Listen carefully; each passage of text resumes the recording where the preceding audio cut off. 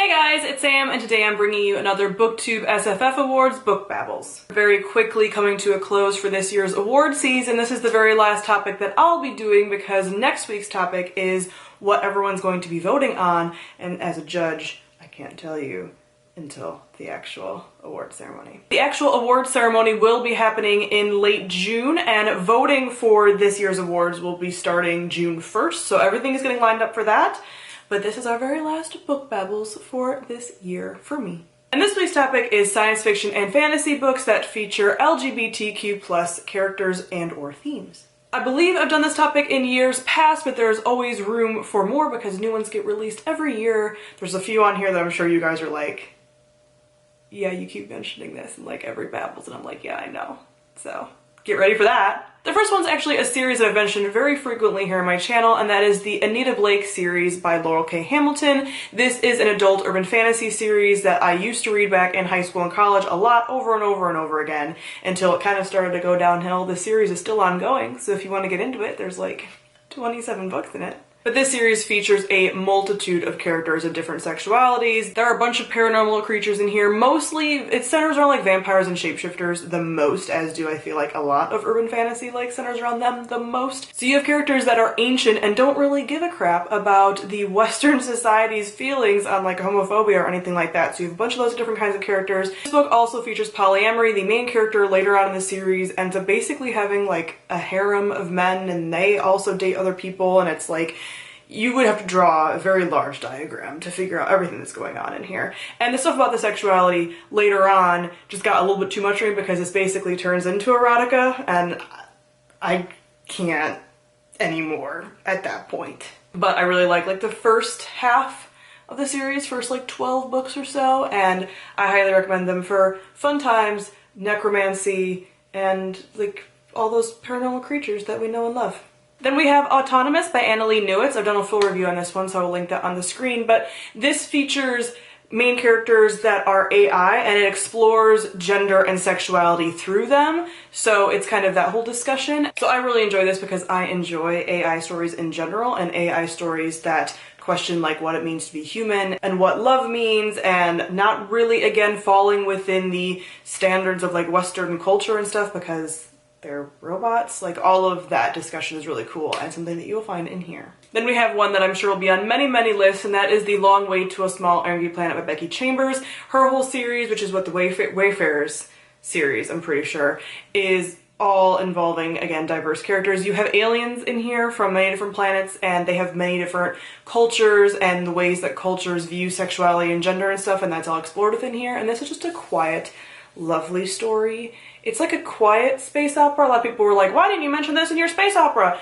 Because this is quiet, and space operas are loud. And this is quiet and nice, and I highly enjoy. I need to read the next 2 books in this series. I'm not sure if the third one's actually even out yet, but for sure the second one I still have to read, but so quiet and peaceful and wonderful and lovely, and I love these characters so much. Then we have a series that's not a favorite of mine, but I know is a favorite of many people, and it's one that I have read and I wanted to point out because it does discuss these themes, and that is Nine Fox Gambit by Yoon Ha Lee. I'm not sure the name of this series. And this is a military science fiction series that I've done, again, a full review for this book. I'm currently reading the second book for the awards, and it is so hard to describe what exactly this is, but it takes place in a world that follows a completely different, like, calendar and rules of physics than our own, and again, science fiction, space stuff, but sometimes so complicated that I can't wrap my mind around it. But what this series, in my opinion, succeeds at is the characters and the character interactions, particularly in the second book that I'm reading right now. And there are a lot of queer relationships and queer characters and trans characters, and everything is just seamlessly on the page, and it isn't really having to be explained. It isn't about these characters like struggles with their sexuality. No. There's space and crazy things are happening, and this is just how the world is, and nobody really questions it, and that's really nice to see. This is also written by a trans man who describes himself as queer, so it is own voices. Then we have Clarence by Garth Nix. This is a prequel to the very popular Abhorsen series by Garth Nix, which was one of my favorite series growing up and continues to be one of my favorites today because it's about necromancy. But the main character of Clarence is asexual. I'm not sure if she uses that word on the page. I can't remember from when I read it a few months ago, but she definitely describes herself as asexual.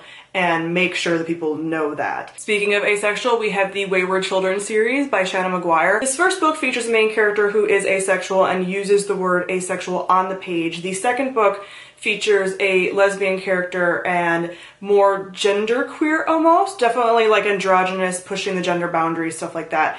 The third book features a bunch of different characters of varying sexualities. Basically, this whole series, every single book has diverse characters in it from varying sexualities, and it's lovely. And they say it on the page, and it's part of the story, but it's not like a coming out story or like that. It's just they're there and they're existing and they're doing cool things and they're going through portals to different fantasy worlds, and it's lovely. Then you knew it was coming. We have The Tiger's Daughter by Kate Arsenault Rivera. The first book in a fantasy series featuring two warrior women in love. Talked about it so much. If you haven't read it by now, like the last time I mentioned this, I actually yelled at everybody who hasn't read this yet if they've been meaning to like just read it.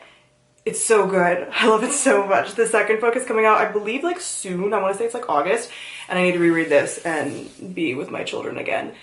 It's everything I wanted. It's a fantasy featuring two warrior epic women in love as like one of the main plot points. Like there's all the action, all the fantasy stuff, and then their love. I've never been so happy. Then we have the Broken Earth series by N.K. Jemisin. This is another series that features a multitude of diverse characters. We have a polyamorous relationship within this first book. We have queer characters, we have transgender characters, we have everything, but this polyamorous relationship in here still makes me very, very emotional. And again, it's not something that's a struggle within the series. These characters just exist, are living their lives, and are trying to survive in this world that is super shitty. Then we have some graphic novels I want to talk about. We have Monstrous by Marjorie Liu and Sana Takeda. Oh, this series is so good. I've recently reread it so that I can read the second volume for the awards, and I love so many things about this. We have mostly female characters in here. There are some male characters, some of those male characters being magical cats, but anyway, this is predominantly led by female characters with a lot of power, and a lot of these female characters also love each other and have long-standing relationships, and it makes me very happy. We also have The Wicked and the Divine, which is another series that features a multitude of diverse characters, backgrounds, genders, sexualities, everything, and oh, it's so good. This features every pantheon of gods that you could imagine basically featured within this, because they get reincarnated I forget how often, but they get reincarnated for 2 years into like young people's bodies, and they live as like rock stars in that time. This series is so great. I love them so much. I love like every single character, and it's just wonderful. I need to catch up on this series because I think I'm like 2 volumes behind at this point, and it's a tragedy. Then we have a book that I've recently reviewed as well, and that is Red Sister by Mark Lawrence. This features magical assassin nuns, and some of the magical assassin nuns are in love. It's great. I can't wait to get to the rest of the series because the characters that are in love are side characters, and I want to see more of them everywhere, and I have high hopes for the rest of the series. I've already talked to some people who have read the second book in the series, Grey Sister, that recently came out, and said it's really good, so I can't wait to get to the rest of the series. It's so good. Oh, it's so good. And lastly, we have the Shades of Magic series by V.E. Schwab, but specifically A Conjuring of Light. The couple I'm talking about also features in the second book, The Gathering of Shadows, but really prevalent in the third book, and they don't talk about them at all in the first book. But man, do I love this couple. And they become almost main characters within the third book because the POVs get a little bit more expanded and you follow them as side characters a little bit more, so they almost are main characters at this point. That's why I want to feature A Conjuring of Light specifically, because they are one of my favorite queer couples. Alucard and Rye have my whole heart, and basically because of them is why I continue to read the series, and I hope to see them a lot in the spin-off series. So that is it for some of my favorite science fiction and fantasy books featuring LGBTQ+ characters. Comment below, let me know some of your favorites. Thank you all for watching, and I'll see all of you guys soon. Bye!